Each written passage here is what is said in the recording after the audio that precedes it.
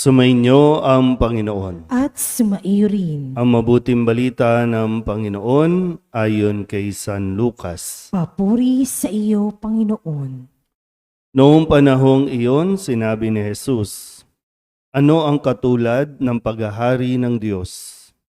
Saan ko iahambing ito?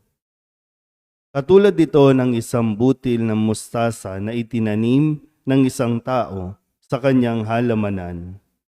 Ito'y lumaki hanggang sa maging punong kahoy at namugad ang mga ibon sa mga sanga nito." Sinabi pa ni Jesus, "Saan ko itutulad ang paghahari ng Diyos? Katulad ito ng libadurang inihalo ng isang babae sa 3 takal na harina. Ano pat umalsa ang buong masa." Ang mabuting balita ng Panginoon. Pinupuri ka namin, Panginoong Hesukristo. Isang magandang umaga po sa inyong lahat. Kamusta po? Saan ba kayo napuyat? Nag-aabang o napuyat din sa fireworks, sa sigawan, sa hiyawan? May nanalo na. May nanalo na. Sana po ay talagang mapangatawanan, no, ng mga ibinoto ang kanilang mga ipinangako at mapangatawanan din ng mga bumoto ang kanilang pinili.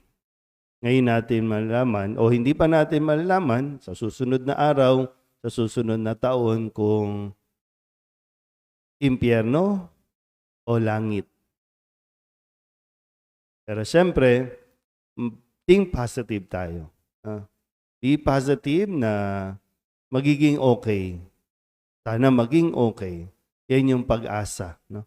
Yan yung pag-asa na sinasabi at ipinapaliwanag ni San Pablo sa kanyang sulat sa mga taga-Roma. Sabi nga niya, no, yung pag-asa, ito yung pag-asa sa mga bagay na hindi pa natin nakikita pero inaasahan natin. Huwag tayong bibitaw doon sa pag-asa na yon, no? Na magiging okay din. Kasi talagang mahirap kapag nawalan na tayo ng pag-asa at para bang yung attitude natin na sige na, okay na, wala na tayong magagawa dyan eh. Kasi hindi totoo, no? Mayroong magagawa. Mayroong mga mangilan-ngilan marahil at sana dumami na yung talagang inayos yung pamamaraan ng kanilang pagpili. No? At sa mga susunod pa, madadagdagan pa yan hanggang sa tuluyan na maging tama, maayos na pagpili at pagboto sa mga maglilingkod sa ating barangay. Mayroong pag-asa. Huwag kayong mawawala ng pag-asa. Doon sa mga hindi nanalo, huwag din kayong mawalan ng pag-asa. Mayroon ding dahilan at mayroon ding plano ang Diyos kung bakit. Kung pakiramdam ninyo, niloko kayo. Kung pakiramdam ninyo, kasi namigay ng pera yung kalaban, malakas yung kalaban. Kung yun ang pakiramdam ninyo at pinahintulot pa rin ng Diyos, mayroong dahilan ng Diyos kung bakit sila nandyan. Pero tayo, tuloy ang buhay, tuloy ang pakikibaka, anuman ang maging paraan ng paglilingkod ng mga declare ng mga panalo, no, kagabi o kaninang madaling araw. At sa ating pong ebanghelyo, no, ito rin yung pinapaalala sa atin ni Jesus, hindi biglaan na mararanasan ang paghahari ng Diyos. Kaya nga sabi niya, nagbigay siya ng 2 talinghaga, no? Ang talinghaga ng mustasa at talinghaga ng libadura. Yung mustasa na isang butil lang, no? Pero mo, kahit isang butil lang. Dito ipinapaliwanag ni Jesus na kapag itinanim at ito'y lumago, namunga, maraming ibon ang makakapamugad dito. Magiging isang punong kahoy na titirhan ng napakaraming ibon. Pero mo, isang butil lang, no? Napakaliit. So, minsan kasi, no, pag nadadasal tayo, gusto natin agad-agad nandyan na, no? Ingrande, napakalaki. Pero ngayon, ipinapaunawa, hindi ganun. Kung gusto natin maranasan ang paghahari ng Diyos, may mga little steps, may mga little act, no, na dapat nating gawin para tuluyan itong mangyari. Sa inyo po, no, na nakaranas na ng langit. Ano ba yung langit? Yung bang pinagtiisan ninyo, 'di ba? Ikinapang ninyo, kinayod ninyo na mabuti, dugot, pawis, no, ang lumalabas sa inyo para lamang matustusan ang pag-aaral ng inyong mga anak.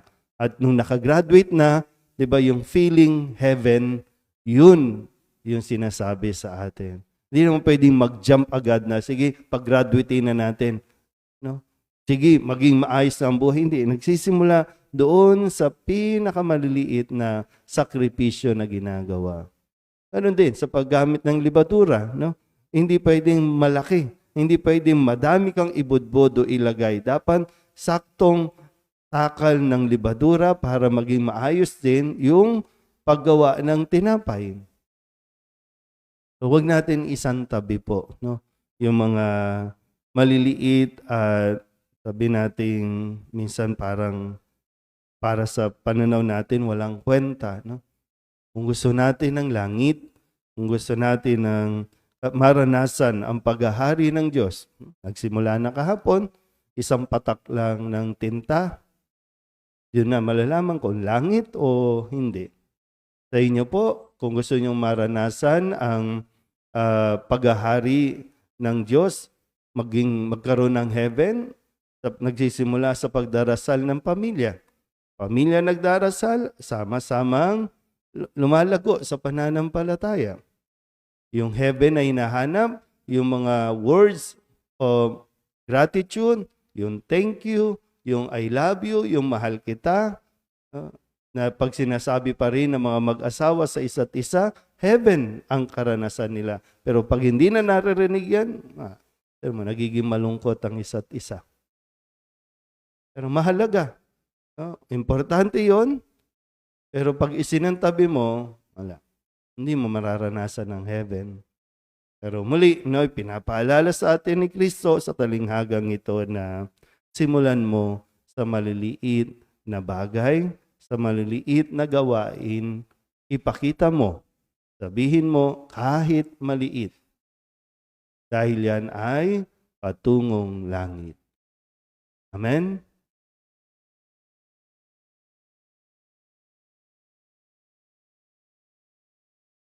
Tulad ng isang malaking puno na mayroong mayabong na mga sanga o tulad ng butil na matahimik na lumalaki, gayon din ang paglago ng kaharian ng langit. Sama-sama tayong manalangin bilang pakikibahagi natin sa mapagmahal na plano ng banal na kabutihan ng Diyos. Ang ating pong itutugon, Panginoon, dinggin mo ang aming panalangin. Panginoon, dinggin mo ang aming panalangin.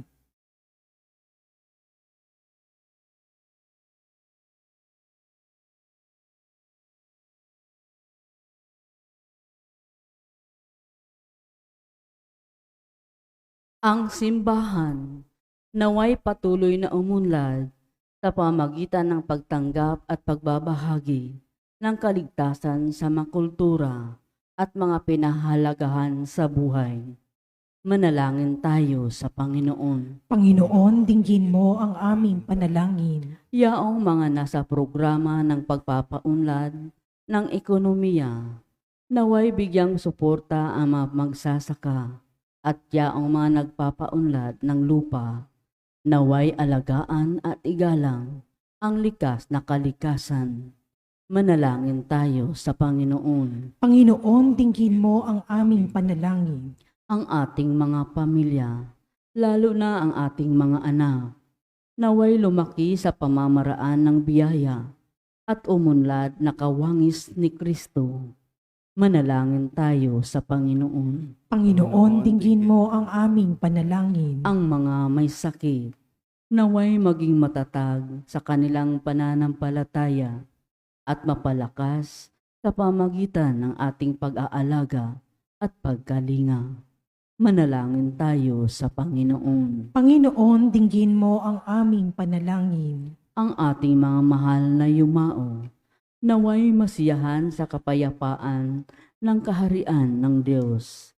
Manalangin tayo sa Panginoon. Panginoon, dinggin mo ang aming panalangin. Idulog din natin sa Panginoon ang ating mga personal na kahilingan at mga panalangin para sa ating mga pamilya. Kasama ang mga kahilingan ng mga nanonood sa online.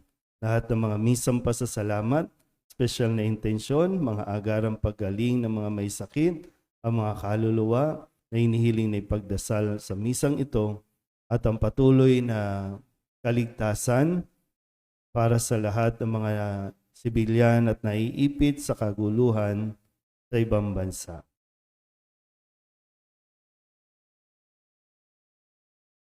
Ang lahat ng ito hinihiling namin sa ngalan ni Kristong aming Panginoon. Amen. Magsiupo po lahat.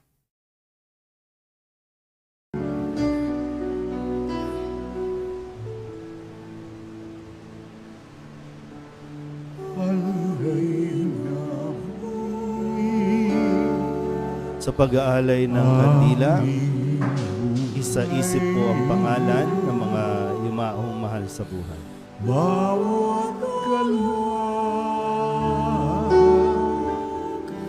at lumbay, bawat pangarap na pinagtaglay sa palad mo.